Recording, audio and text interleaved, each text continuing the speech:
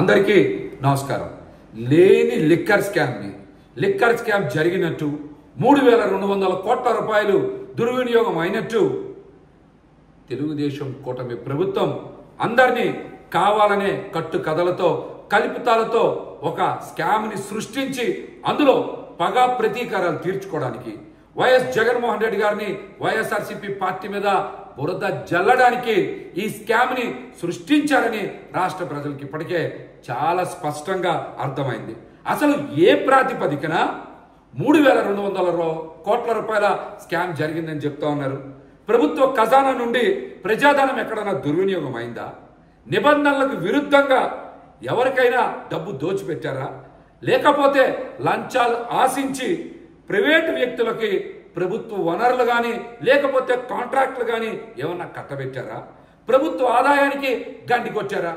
ఇవేమీ జరగనప్పుడు అసలు స్కామ్ జరిగిందని ఎలా చెప్పగలరు? జగన్మోహన్ రెడ్డి గారు అధికారంలో ఉండగా ఒక్క డిస్టిలరీకైనా అనుమతి ఇచ్చారా? సమాధానం చెప్పాలి. 43,000 బెల్ట్ షాపుల్ని జగన్మోహన్ రెడ్డి గారు రద్దు చేసిన మాట నిజం కాదా? అమ్మకాలని నియంత్రించాలని రాత్రి 9 గంటల వరకే మద్యం అమ్మకాలు చేయాలని చాలా కఠినంగా మరి అమ్మకాల సమయాల్ని ఆయన కఠినతరం చేసిన మాట నిజం కాదా? నిజం కాదా? ఒక్క డిస్టిలరీకైనా జగన్మోహన్ రెడ్డి గారు అనుమతి ఇచ్చారా? చంద్రబాబు నాయుడు గారి హయాంలోనే 14 డిస్టిలరీలకి అనుమతి ఇచ్చారు. ఆయన హయాంలోనే స్కామ్ జరిగిందని ఒక ఎఫ్ఐఆర్ నమోదైంది. ఆయన కూడా ఆ స్కామ్లో ముందస్తు బెయిల్ తీసుకునే ఈరోజు బయట ఉన్నారు. చంద్రబాబు నాయుడు గారి హయాంలో మద్యం అమ్మకాలు టార్గెట్ దాటి అమ్మకాలు చేస్తే బార్లు కానీ వైన్ షాపులు కానీ ఒక ప్రివిలేజ్ ట్యాక్స్ని గవర్నమెంట్ కట్టాలి. చంద్రబాబు నాయుడు గారు మంత్రిమండలి కూడా తెలియకుండా ఆ ప్రివిలేజ్ ట్యాక్స్ని రద్దు చేయడం వలన నాడు ప్రభుత్వ ఖజానాకి 5,000 కోట్ల రూపాయలు నష్టం వచ్చిందనే కదా కేసు నమోదయ్యింది. 5,000 కోట్ల రూపాయలు నష్టం వాటిల్లిందనే కదా మీరు కూడా ఎఫ్ఐఆర్ నమోదైన తర్వాత ముందస్తు బెయిల్ తీసుకొని బయటకు వచ్చారు. ఈ రోజున ఈ విషయాలని దాచిపెట్టి లేని స్కామ్ జరిగినట్టు 3,200 కోట్ల రూపాయలు ఏదో నష్టం వాటిల్లినట్టు సంబంధం లేని వ్యక్తుల్ని అసలు లేని కేసుని ఏదో అందరూ ఉన్నట్టుగా అందులో కావాలని అరెస్టులు చేసి కక్షపూరిత రాజకీయాలకి రాష్ట్రంలో తెరలేపారని ఇప్పటికే ప్రజలకి చాలా స్పష్టంగా అర్థమైంది. ఒక్క అభివృద్ధి కార్యక్రమం చేయలేకపోతా ఉన్నారు, సంక్షేమ పథకాలు ఇవ్వలేకపోతా ఉన్నారు, అభివృద్ధి కార్యక్రమాలు చేపట్టలేకపోతా ఉన్నారు, పాలనలో పూర్తిగా వైఫల్యం చెందారు. ఇవన్నిటి నుంచి తప్పించుకోవడానికి మీరు ప్రజల దృష్టి మరల్చడానికే లేని లిక్కర్ స్కామ్ని ఉన్నట్టు ప్రచారం చేస్తూ ఉన్నారన్న విషయం ప్రజలకు అర్థమైంది. మీరు మొదటి ఏడాది సంక్షేమ పథకాలని ఇంతవరకు ఒక్కటైనా ఇచ్చారా? ఒక్కటైనా సంక్షేమ పథకం పూర్తి స్థాయిలో అమలు చేశారా? ఉద్యోగాలు ఉపాధి కల్పన ఎక్కడైనా చేశారా? పెట్టుబడులు తెచ్చారా? అన్ని వైఫల్యాలు ఉన్నాయి. వైఫల్యాల ఊబిలో కూరుకుపోయి ఈ రోజున మీరు వాటి నుంచి తప్పించుకోవడానికి ప్రజల దృష్టిని మరల్చడానికి లేని లిక్కర్ స్కామ్ని సృష్టించారు. 2014-19 మధ్య లిక్కర్లో మీరు చేసినటువంటి స్కామ్లన్నీ ఒకసారి బయటికి రావాలి. 2018-19లో ఎక్సైజ్ ఆదాయం 16,000 కోట్లుంటే 2023-24లో ఆదాయం 24,000 కోట్లకి వెళ్ళింది. అంటే ఆదాయం పెరిగితే ప్రభుత్వ ఖజానాకి డబ్బులు వస్తే స్కామ్ జరిగినట్ట. 2018-19లో 16,000 కోట్లే కదా ఆదాయం ఉంది. అంతకన్నా తగ్గాలి కదా స్కామ్ జరిగితే. కానీ 2023-24లో 24,000 కోట్ల రూపాయల ఆదాయం వచ్చింది. మరి ఆదాయం పెరిగితే స్కామ్ ఎలా జరుగుతుంది చెప్పండి? మీ హయాంలో 2018-19లో 6 లక్షల లిక్కర్ కానీ బీర్ కేసెస్ కానీ అమ్మకం జరిగితే 2023-24లో కేవలం 4,44,00,000 మద్యం బీర్ అమ్మకాలు జరిగినాయి, కేసుల అమ్మకాలు జరిగినాయి. అంటే జగన్మోహన్ రెడ్డి గారి హయాంలో 1/3 వంతు అమ్మకాలు తగ్గాయి. రేట్లు పెంచడం వల్ల కదా ఆదాయం పెరిగింది. ఇది అందరికీ తెలుసు. రేట్లు పెంచడం వలన ప్రజలు మద్యం తీసుకోవడానికి దూరం అవుతారనేటువంటి ఒక గొప్ప ఉద్దేశంతో ఆ పని జగన్మోహన్ రెడ్డి గారు చేశారని పదే పదే చెప్పారు. మీ హయాంలో విచ్చలవిడిగా బెల్ట్ షాపులు, ఎక్కడ పడితే అక్కడ అమ్మకాలు, ప్రివిలేజ్ ఫీజును కూడా మీరు రద్దు చేసి స్కామ్ చేసినటువంటి మీరు ఈ రోజున జగన్మోహన్ రెడ్డి గారి మీదో వైసీపీ పార్టీ మీదో బురద జల్లేటువంటి ప్రయత్నం చేస్తూ ఉన్నారు.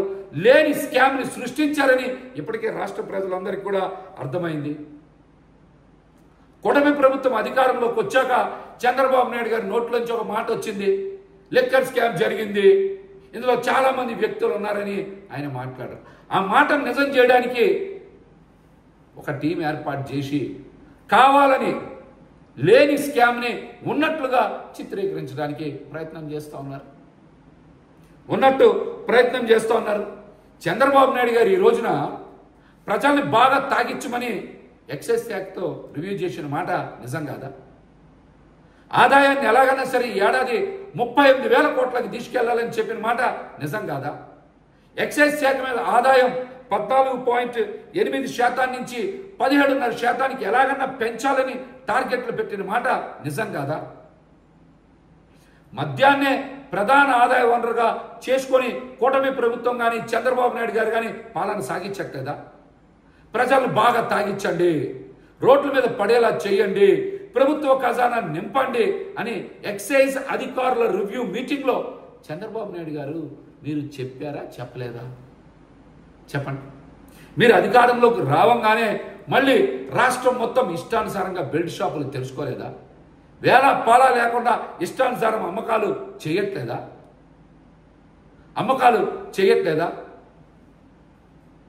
రాష్ట్రంలో ఉండేటువంటి అనేక డిస్టిలరీ కంపెనీలకి అనుమతులు ఇచ్చింది మీరే కదా. ఒక్కటంటే ఒక్క కంపెనీకైనా జగన్మోహన్ రెడ్డి గారు అనుమతి ఇచ్చారా? మీరు సుమారు 14 డిస్టిలరీ కంపెనీలకి అనుమతి ఇచ్చిన మాట నిజం కాదా? 99 రూపాయలకే క్వార్టర్ నాణ్యమైన మద్యం ఇస్తానన్నారు. ఇచ్చారా? పోనీ ఇచ్చారా? ఈ రోజున మద్యం క్వార్టర్ బాటిల్ కొనాలంటే 200 రూపాయలు కొనుక్కోవాల్సి వస్తూ ఉందంట. 99 రూపాయలకే నాణ్యమైన మద్యం అని ప్రచారం చేసుకున్నారు. కానీ ఓ పక్క నుంచి విస్తృతంగా తాగండి, అధికారులను బాగా అమ్మండి, రాష్ట్ర ఖజానాని మద్యం బాబుల తాగుబోతులతో నింపండి అని టార్గెట్లు పెట్టి 38,000 కోట్ల రూపాయల ఆదాయం వచ్చేలా చూడాలని మీరు పదే పదే చెప్తా ఉన్నారు కదా. ఈ రోజున అత్యంత బాధాకరమైన విషయం ఏంటంటే చాలా చోట్ల ఈ బెల్ట్ షాపులు నడిపేటువంటి వాళ్ళు ఒక ఏదైతే పెన్షన్ ఇస్తా ఉన్నారో ఆ పెన్షన్ కార్డులని వాళ్ళ దగ్గర పెట్టుకొని 4,000 రూపాయల వరకు మరి చాలా చోట్ల మద్యం ఇస్తా ఉన్నారు. చాలా మంది పెన్షన్ వాళ్ళ ఇళ్ళకి తీసుకెళ్ళట్లా, బెల్ట్ షాపులకే ఇచ్చేస్తా ఉన్నారు. బెల్ట్ షాప్ నిర్వాహకుల దగ్గరనే ఈరోజు పెన్షన్ కార్డులు ఉంటా ఉన్నాయి. ఇది నిజం కాదా? చాలా మంది తెలుగుదేశం పార్టీ నాయకుల చేతిలోనే పెన్షన్ కార్డులు ఉన్నాయి. 4,000 రూపాయల వరకు తాగే వరకు వాళ్ళకి ఇవ్వడం, ఆ కార్డులు మీ దగ్గర పెట్టుకోవడం, ఆ డబ్బులు మీరు పెన్షన్ ఇచ్చిన రోజు తీసుకోవడం. ఇది కదా స్కామ్ అంటే. గౌడ సామాజిక వర్గానికి కేటాయించినటువంటి షాపులు ఎక్కడైనా గౌడ సామాజిక వర్గం నడుపుతున్నారా? తెలుగుదేశం పార్టీ నాయకుల ఆధీనంలో నడుస్తూ ఉన్నాయా? పేరుకేమో గౌడ సంఘం వాళ్ళకి గౌడ సామాజిక వర్గానికి కేటాయించామని చెప్పారు. కానీ ఆ షాపులన్నీ తెలుగుదేశం పార్టీ నాయకుల ఆధీనంలో నడుస్తున్న మాట నిజం కాదా? లిక్కర్ స్కామ్ నడిపింది చంద్రబాబు నాయుడు గారి పాలనలో. ఇప్పుడు రాష్ట్రం మొత్తం అందరూ చూస్తూ ఉన్నారు కదా, బెల్ట్ షాపులు విస్తృతంగా తెరిచారు, ఏలాపాల లేకుండా మద్యం అమ్మకాలు చేస్తూ ఉన్నారని ప్రజలకు తెలీదా? చెప్పండి. రాష్ట్రంలో ఏ వర్గమైనా సరే చంద్రబాబు నాయుడు గారి పాలనలో ఎక్కడైనా ఒక్కరు సంతోషంగా ఉన్నారా? ఏ రైతుకైనా గిట్టుబాటు ధర ఉందా? రైతులందరూ రోడ్ల మీదకి వచ్చి లబో దిబోమని ఏడవట్లేదా? మద్దతు ధర లేదని రోడ్ల మీదే వాళ్ళు పండించిన పంట రోడ్ల మీదే మరి వాళ్ళందరూ పడేసి వెళ్ళట్లేదా? కనీసం రైతులకి మద్దతు ధర, గిట్టుబాటు ధర ఇప్పించడానికి కూటమి ఒక్క ప్రయత్నం అనేది చేసిందా? ప్రజలెవరికి కూడా ఉద్యోగాలు లేక, ఉపాధి లేక, డబ్బులు లేక లబోదిబోం అంటూ ఉంటే వాళ్ళ కోసం కనీసం ఆలోచన చేశారా? కనీసం వాళ్ళ కోసం ఆలోచన చేశారా? రివ్యూలు పెట్టి బాగా తాగించమని మాత్రం ప్రజలకి మీరు చెప్తా ఉన్నారు, అధికారుల్ని ఆదేశిస్తూ ఉన్నారు.